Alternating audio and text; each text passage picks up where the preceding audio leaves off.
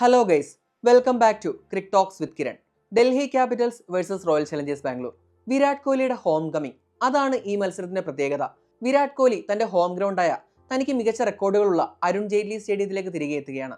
ഈ മത്സരത്തിലേക്ക് വരുമ്പോൾ ആരാധകർ ഉറ്റുനോക്കുന്ന ഒരു കോമ്പറ്റീഷനാണ് Virat Kohli versus K L Rahul. അതിന്റെ കാരണമെന്ന് പറഞ്ഞു കഴിഞ്ഞാൽ ഇതിന്റെ റിവേഴ്സ് ഫിക്സ്ചറിൽ RCBയെ ഡൽഹി ക്യാപിറ്റൽസ് തോൽപ്പിച്ചു. അന്നത്തെ മത്സരത്തിൽ മികച്ചൊരു ഇന്നിംഗ്സുമായി DCയെ മുന്നിൽ നിന്ന് നയിച്ചത് കർണാടക താരം കൂടിയ കെ എൽ രാഹുലാണ്. അന്നത്തെ കെ എൽ രാഹുലിന്റെ കാന്താര സ്റ്റൈൽ സെലിബ്രേഷനൊക്കെ നമുക്ക് ഓർമ്മയുണ്ടാവും.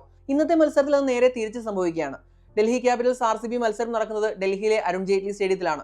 അത് വിരാടിന്റെ ഹോം ഗ്രൗണ്ടാണ്. അപ്പോൾ അന്ന് കെ എൽ രാഹുൽ ചെയ്തതുപോലെ ഇന്നത്തെ മത്സരത്തിൽ തന്റെ ഹോം ഗ്രൗണ്ടിൽ മികച്ചൊരു പെർഫോമൻസ് പുറത്തെടുത്ത് RCB വിജയത്തിലെത്തിക്കാൻ വിരാട് കോഹ്ലിക്ക് കഴിയുമോ എന്നതാണ് എല്ലാവരും ഉറ്റുനോക്കുന്നത്. ഇനി നമ്മൾ ഈ സീസണിലെ രണ്ട് ടീമുകളുടെയും പെർഫോമൻസ് നോക്കിക്കഴിഞ്ഞാൽ 8 മത്സരങ്ങളിൽ നിന്ന് 6 വിജയങ്ങളുമായി ഡൽഹി ക്യാപിറ്റൽസ് 2ാം സ്ഥാനത്താണ്.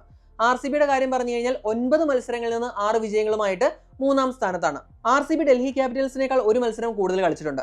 ഫോം വൈസ് നോക്കുകയാണെങ്കിൽ ഇരു ടീമുകൾക്കും അങ്ങനെ ആശങ്കപ്പെടാനുള്ള കാര്യങ്ങളൊന്നുമില്ല. ഇപ്പോൾ ഡൽഹി ക്യാപിറ്റൽസിന്റെ കാര്യം നോക്കിക്കഴിഞ്ഞാൽ ഫാഫ് ഡുപ്ലസി കഴിഞ്ഞ കുറച്ച് മത്സരങ്ങൾ കളിച്ചിരുന്നില്ല, ഇഞ്ചുറി ആയിരുന്നു. എന്നാൽ ആ ഇഞ്ചുറിയിൽ നിന്ന് ഫാഫ് ഫുള്ളി റിക്കവർ ആയിട്ടുണ്ട്. അപ്പോൾ അങ്ങനെ അവരുടെ വൈസ് ക്യാപ്റ്റൻ കൂടിയ ഫാഫ് ഇല്ലെങ്കിലും അവരുടെ മിഡിൽ ഓർഡർ നന്നായിട്ട് കളിച്ചതിനാൽ, പ്രത്യേകിച്ച് കെ എൽ രാഹുലാണ് അവരുടെ ഈ സീസണിലെ ടോപ്പ് റൺ ഗെറ്റർ. അപ്പോൾ അവരുടെ ആ ഒരു മിഡിൽ ഓർഡർ മികച്ച രീതിയിൽ പെർഫോം ചെയ്തതിനാൽ ആ ഒരു പ്രശ്നം, അതായത് ടോപ്പിൽ ഫാഫ് ഡുപ്ലസി ഇല്ലാത്തൊരു ഇഷ്യൂ അവർ അറിഞ്ഞില്ല. ഇപ്പോൾ കഴിഞ്ഞ സീസണിൽ നമ്മൾ കണ്ട കെ എൽ രാഹുലിനെ അല്ല ഈ സീസണിൽ നമ്മൾ കാണുന്നത്. രാഹുലിന്റെ ഒരു 2.0 വെർഷനാണ് ഈ സീസണിലുള്ളത്. ഇപ്പോൾ നമ്മൾ കണക്കുകൾ നോക്കിക്കഴിഞ്ഞാൽ 153.8 സ്ട്രൈക്ക് റേറ്റിൽ 323 റൺസാണ് രാഹുൽ സ്കോർ ചെയ്തേക്കുന്നത്. അല്ലാതെ കഴിഞ്ഞ സീസണുകളിലേതുപോലെ ഒരു 130-135 സ്ട്രൈക്ക് റേറ്റിലല്ല രാഹുൽ കളിക്കുന്നത്. രാഹുൽ കൂടുതൽ ഒരു അറ്റാക്കിംഗ് മൈൻഡ് സെറ്റിലാണുള്ളത്. അതുപോലെ തന്നെ ഇവരുടെ ക്യാപ്റ്റൻ കൂടി അക്ഷർ പട്ടേൽ മിഡിൽ ഓവേഴ്സിൽ മികച്ച രീതിയിലാണ് ബാറ്റ് ചെയ്യുന്നത്. അക്ഷർ പട്ടേലിന്റെ ഈ സീസണിലെ സ്ട്രൈക്ക് റേറ്റ് എന്ന് പറഞ്ഞു കഴിഞ്ഞാൽ മിഡിൽ ഓവേഴ്സിൽ 202 ആണ്. അതായത് ഒരു മാച്ചിന്റെ റിസൾട്ടിനെ ഇമ്പാക്ട് ചെയ്യാൻ തക്ക കോൺട്രിബ്യൂഷൻ ആണ് നമ്മുടെ അക്ഷർ പട്ടേലിൽ നിന്ന് വരുന്നത്. അതുപോലെ ട്രിസ്റ്റൻ സ്റ്റെപ്സ് അത്യാവശ്യം നല്ല കോൺട്രിബ്യൂഷൻ നൽകുന്നുണ്ട്. ഇപ്പോൾ കരുൺ നായർ ഒരു മത്സരത്തിൽ മികച്ച രീതിയിൽ കളിച്ചു, പിന്നീട് ഒരു മത്സരത്തിൽ റൺഔട്ടായി, പിന്നീട് ഒരു സ്റ്റാർട്ട് കിട്ടിയിട്ട് അത് കൺവേർട്ട് ചെയ്യാൻ കഴിഞ്ഞില്ല. അഭിഷേക് പോറിലും ബാറ്റ് കൊണ്ട് കോൺട്രിബ്യൂട്ട് ചെയ്യുന്നുണ്ട്. ഇപ്പോൾ അശുതോഷിന്റെ കാര്യം പറഞ്ഞാൽ അവിടെ നിന്ന് ഇവർക്ക് കോൺട്രിബ്യൂഷൻ ഒക്കെ കിട്ടുന്നുണ്ട്. അപ്പോൾ അങ്ങനെ നോക്കിക്കഴിഞ്ഞാൽ ബാറ്റിംഗിൽ കാര്യമായിട്ടുള്ള ആശങ്കകളില്ല. ബോളിംഗിന്റെ കാര്യം പറഞ്ഞു കഴിഞ്ഞാൽ പവർ പ്ലേയിൽ മിച്ചൽ സ്റ്റാർക്ക് എക്സ്പെൻസീവ് ആവുന്നുണ്ട്. അങ്ങനെയാണെങ്കിൽ കൂടി ഇപ്പോൾ RRനെതിരെയുള്ള മത്സരങ്ങളിലൊക്കെ ഡെത്ത് ഓവേഴ്സിൽ ആ റിവേഴ്സിംഗ് ഒക്കെ യൂസ് ചെയ്ത് നന്നായിട്ട് തന്നെ സ്റ്റാർക്ക് ബോൾ ചെയ്തു. ഇപ്പോൾ കഴിഞ്ഞ മത്സരം നോക്കിക്കഴിഞ്ഞാൽ സ്റ്റാർക്ക് നല്ല ഡീസൻ്റ് ആയിട്ട് തന്നെ ബോൾ ചെയ്തിട്ടുണ്ട്. ഇവരുടെ ആ ഒരു മിഡിൽ ഓവേഴ്സിലെ ആ ഒരു മെയിൻ ഇമ്പാക്റ്റ് തരുന്ന പ്ലെയർ എന്ന് പറഞ്ഞാൽ കുൽദീപ് യാദവാണ്. ഇപ്പോൾ ഇക്കോണമി വൈസ് നോക്കിയാലും വിക്കറ്റുകളുടെ എണ്ണം നോക്കിയാലും മിഡിൽ ഓവേഴ്സ് കൺട്രോൾ ചെയ്യാൻ കുൽദീപ് യാദവിന് കഴിയുന്നുണ്ട്. അതുപോലെ തന്നെ ഈ സീസണിൽ ഡൽഹിയുടെ ഫൈൻഡ് ആയ യങ് പ്ലെയർ വിപ്രജ് നിഗം, അപ്പോൾ വിപ്രജും നന്നായിട്ട് തന്നെ ഇപ്പോൾ ബോളിംഗിലായാലും ബാറ്റ് കൊണ്ടായാലും കോൺട്രിബ്യൂട്ട് ചെയ്യുന്നുണ്ട്. പിന്നെ ഇവരുടെ മിഡിൽ ഓർഡറൊക്കെ നല്ല ഫോമിലായതിനാൽ വിപ്രജിന് ബാറ്റ് കൊണ്ട് അത്രയും ഒരു കോൺട്രിബ്യൂട്ട് ചെയ്യേണ്ട അവസ്ഥ വന്നിട്ടില്ല. എങ്കിലും ബാറ്റ് ചെയ്ത അവസരങ്ങളിൽ ഒരു ക്വിക്ക് കമിയോ റോൾസ് പോലെ കളിക്കാൻ വിപ്രജിന് കഴിഞ്ഞിട്ടുണ്ട്. ബോളിംഗിലാണ് കൂടുതലും ഈ സീസണിലെ വിപ്രജ് കോൺട്രിബ്യൂട്ട് ചെയ്തിരിക്കുന്നത്. ഇനി നമ്മൾ RCBയുടെ കാര്യം നോക്കിക്കഴിഞ്ഞാൽ അവിടെയും ഞാൻ ഇപ്പോൾ ഡൽഹിയുടെ കാര്യം പറഞ്ഞതുപോലെ തന്നെ ആശങ്കകളില്ല. ഇപ്പോൾ വിരാട് കോഹ്ലിയാണ് അവരുടെ ഈ സീസണിലെ ടോപ്പ് സ്കോറർ. ഓറഞ്ച് ക്യാപ് ലിസ്റ്റിലെ 3ാം സ്ഥാനത്താണ് വിരാട്. അതുപോലെ തന്നെ ഫിൽ സാൾട്ട് ഒരു ഹൈ റിസ്ക് പ്ലെയർ ആണ്.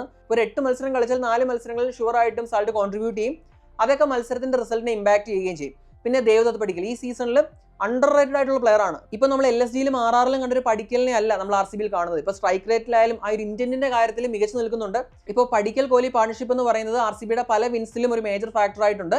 ഇപ്പോൾ 1 ഡൗൺ വന്നിട്ട് പടിക്കൽ ഇങ്ങനെ ഒരു പെർഫോമൻസ് നടത്തുമ്പോൾ RCBയുടെ ബാറ്റിംഗ് ഓർഡറിന് അത് വലിയൊരു ആശ്വാസമാണ്. ഇപ്പോൾ നമ്മളെ ടീം ഒന്ന് ശ്രദ്ധിച്ചാൽ Phil Salt, Virat Kohli, Rajat Patidar, Jitesh Sharma, Tim David, Romario Shepherd, അങ്ങനെ റൈറ്റ് ഹാൻഡേഴ്സ് തിങ്ങി നിറഞ്ഞൊരു ബാറ്റിംഗ് ലൈനപ്പാണ്. പിന്നീടുള്ളത് കൃണാൽ പാണ്ഡ്യയാണ്. അപ്പോൾ ഇങ്ങനെ ഒരു റൈറ്റ് ഹാൻഡ് ഹെവി ബാറ്റിംഗ് യൂണിറ്റിൽ പടിക്കൽ 3ാം നമ്പറിൽ ആ സ്ഥാനം ഉറപ്പിക്കുമ്പോൾ അത് ടീമിന് നൽകുന്ന അഡ്വാൻറ്റേജ് വളരെ വലുതാണ്. ഇനിയിപ്പോൾ റൊമാരിയോ ഷെപ്പേർഡിന്റെ കാര്യം പറഞ്ഞു കഴിഞ്ഞാൽ പുള്ളിക്ക് അങ്ങനെ ബാറ്റ് കൊണ്ട് കോൺട്രിബ്യൂട്ട് ചെയ്യേണ്ട അവസരം കിട്ടിയിട്ടില്ല. ടിം ഡേവിഡ് കിട്ടിയ അവസരങ്ങളെല്ലാം നന്നായിട്ട് ബാറ്റ് ചെയ്യുന്നുണ്ട്. ഇപ്പോൾ ബോളിംഗിന്റെ കാര്യം പറഞ്ഞു കഴിഞ്ഞാൽ കഴിഞ്ഞ മത്സരത്തിൽ ഭൂവി കുറച്ച് എക്സ്പെൻസീവ് ആയി. ഹേസൽവുഡ് കഴിഞ്ഞ മത്സരത്തിൽ ബ്രില്യൻ പെർഫോമൻസ് ആണ്. ഹേസൽവുഡിന്റെ 19ാം ഓവറാണ് കളി സത്യത്തിൽ മാറ്റിയതും ചിന്നസ്വാമിയിൽ ഈ സീസണിൽ അവർക്ക് ആദ്യത്തെ വിജയം സമ്മാനിച്ചതും. അതുപോലെ തന്നെ ആ മിഡിൽ ഓവറിൽ എതിരാളികളെ സ്ക്യൂസ് ചെയ്യാൻ കൃണാൽ പാണ്ഡ്യയ്ക്കായാലും സുയാഷ് ശർമ്മയ്ക്കായാലും കഴിയുന്നുണ്ട്. അപ്പോൾ അങ്ങനെ നോക്കിക്കഴിഞ്ഞാൽ ഇവരുടെ ബോളിംഗ് ഇപ്പോൾ യഷ്ദയാൽ മാത്രമാണ് കുറച്ച് എക്സ്പെൻസീവ് ആവുന്നത്. എന്നാൽ അതൊരു വറിയിങ് ലെവലിലേക്ക് ഇതേവരെ എത്തിയിട്ടില്ല. അപ്പോൾ ഇൻ ടോട്ടൽ നോക്കുമ്പോൾ 2 ടീമുകളും വെൽ സെറ്റാണ്. അപ്പോൾ അവർ അവരുടേതായ ഒരു കോമ്പിനേഷൻ കണ്ടെത്തി കഴിഞ്ഞു. ആ ഒരു കോമ്പിനേഷൻ മുറുകെ പിടിച്ചുകൊണ്ട് തന്നെയാണ് അവർ മുന്നോട്ട് പോകുന്നത്. അവരുടെ പ്ലേയേഴ്സിൽ നിന്നെല്ലാം അവർക്ക് കോൺട്രിബ്യൂഷൻസ് കിട്ടുന്നുമുണ്ട്. അപ്പോൾ നല്ലൊരു ത്രില്ലിംഗ് കോൺടെസ്റ്റ് ആയിരിക്കും. ഇപ്പോൾ RCB പകരം വീട്ടാനായിട്ടാണ് വരുന്നത്. അപ്പോൾ തങ്ങളുടെ കാണികൾക്ക് മുന്നിലേറ്റ പരാജയത്തിന് പകരം വീട്ടാനാണ് നമ്മുടെ അരുൺ ജെയ്റ്റ്ലി സ്റ്റേഡിയത്തിൽ എത്തുന്നത്. പിന്നെ അവരുടെ എവേ റെക്കോർഡും ഫ്ലോലെസ് ആണ്. ഇതേവരെ അവർ കളിച്ച 5 എവേ മത്സരങ്ങളിൽ 5ലും ജയിച്ചു. ഈ സീസണിൽ 100% എവേ റെക്കോർഡുള്ള ഒരേ ഒരു ടീമാണ് RCB. അപ്പോൾ ആ ഒരു റെക്കോർഡ് നിലനിർത്താൻ തന്നെയായിരിക്കും അവർ എത്തുക. ഇപ്പോൾ ഡൽഹി ക്യാപിറ്റൽസ് ആണെങ്കിൽ ഇതേവരെ 2 മത്സരം മാത്രമേ തോറ്റിട്ടുള്ളൂ. ഈ മത്സരം വിജയിച്ചു കഴിഞ്ഞാൽ പോയിന്റ് ടേബിളിൽ 1ാം സ്ഥാനത്ത് എത്താൻ അവർക്ക് സാധിക്കും.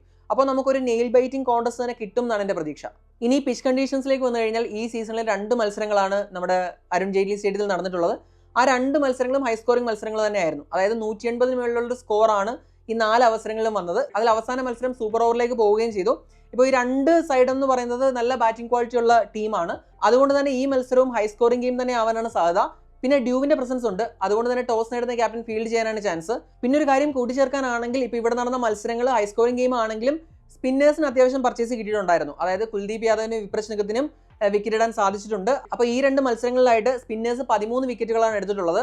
അവരുടെ ഒരു സ്പിന്നേഴ്സിന്റെ ഒരു ഇക്കോണമി 9.2 ആണ്. ഇപ്പോൾ പേസർമാരെക്കാൾ മികച്ച ഇക്കോണമിയിൽ ഇവിടെ പന്തെറിഞ്ഞത് സ്പിന്നർമാരാണ്. അതുകൊണ്ട് തന്നെ സ്പിന്നേഴ്സിനും ഒരു റോൾ തീർച്ചയായിട്ടും പ്ലേ ചെയ്യാനുണ്ടാവും.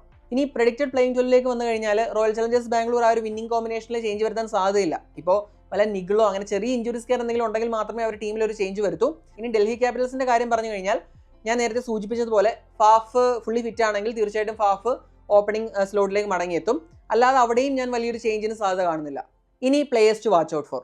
RCB നിരയിൽ നിന്ന് വിരാട് കോഹ്ലി. ഇതിന്റെ കാരണം ഞാൻ നേരത്തെ പറഞ്ഞതാണ്, വിരാടിന്റെ ഹോം ഗ്രൗണ്ട് ആണ്. അപ്പോൾ RCB വിജയത്തിലേക്ക് നയിക്കാൻ വിരാടിന് കഴിയുമോ എന്ന കാര്യം ഞാൻ ഉറ്റുനോക്കുന്നുണ്ട്.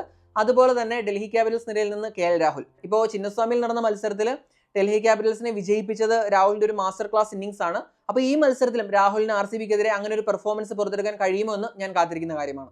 എന്താണ് നിങ്ങളുടെ അഭിപ്രായം? ഇന്നത്തെ മത്സരത്തിൽ ആരായിരിക്കും വിജയിക്കുക? ചിന്നസ്വാമിയിലേറ്റ പരാജയത്തിന് പകരം വീട്ടാൻ RCB കഴിയുമോ? അതോ ഡൽഹി ക്യാപിറ്റൽസ് ഈ സീസണിൽ 2ാം തവണയും RCBയെ തോൽപ്പിക്കുമോ? നിങ്ങളുടെ അഭിപ്രായം കമന്റ് ചെയ്യുക. അടുത്തൊരു വീഡിയോയുമായി ഉടൻ തന്നെ കാണാം. Thanks for watching cric talks with Kiran.